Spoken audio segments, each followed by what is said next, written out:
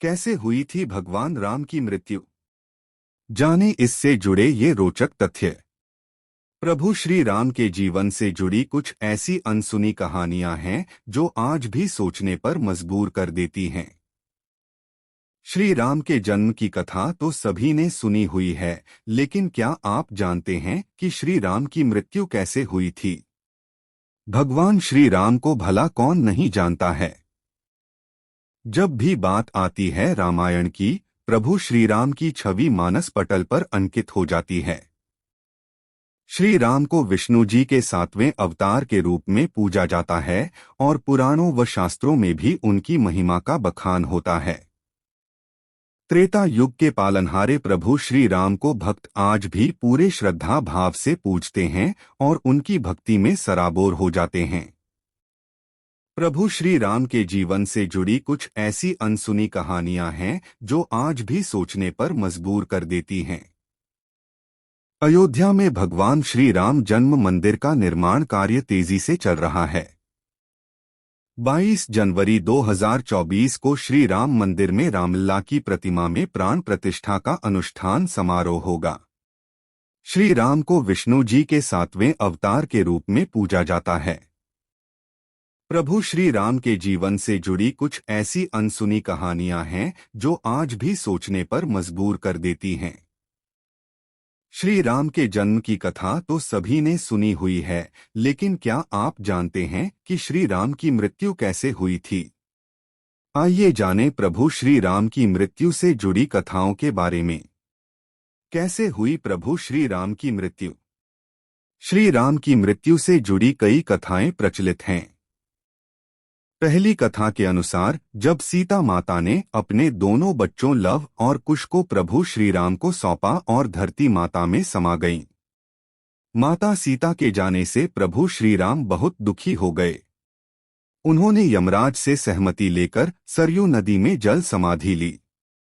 दूसरी कथा।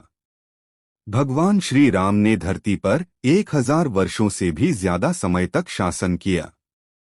अपने इस लंबे शासनकाल में भगवान राम ने कई ऐसे काम किए जिन्होंने हिंदू धर्म को एक गौरवमयी इतिहास प्रदान किया।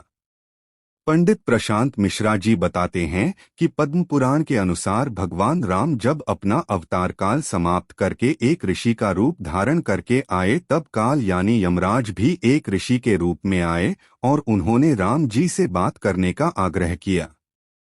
तब श्री राम ने काल से कहा कि कोई हमारे बीच न आए।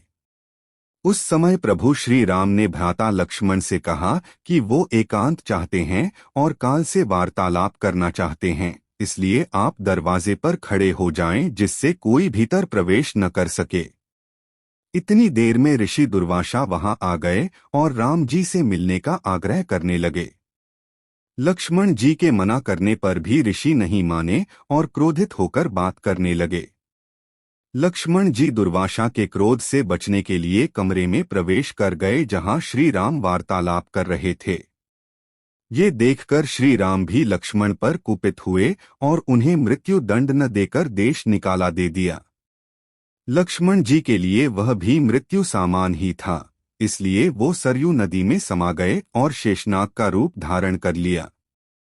भाई की जल समाधि से आहत होकर श्री राम ने भी जल समाधि का निर्णय लिया। वो सरयू नदी के अंदर गए और भगवान विष्णु का अवतार ले लिया। इस तरह श्री राम ने मानव शरीर त्याग दिया और बैकुंठ धाम चले गए। वास्तव में ये कथा भगवान श्री राम के जीवन से जुड़ी सबसे रोचक कथाओं में से एक है और ये प्रभु श्री राम के मनुष्य रूप को त्याग कर वापस विष्णु रूप में आने के बारे में बताती है। मैं आशा करता हूं कि हमारे द्वारा दी गई जानकारी आप सभी को बहुत ज्यादा पसंद आई होगी। हमारे इस पोस्ट को अपने फेसबुक, व्हाट्सएप, इंस्टाग्राम पर जरूर शेयर करें।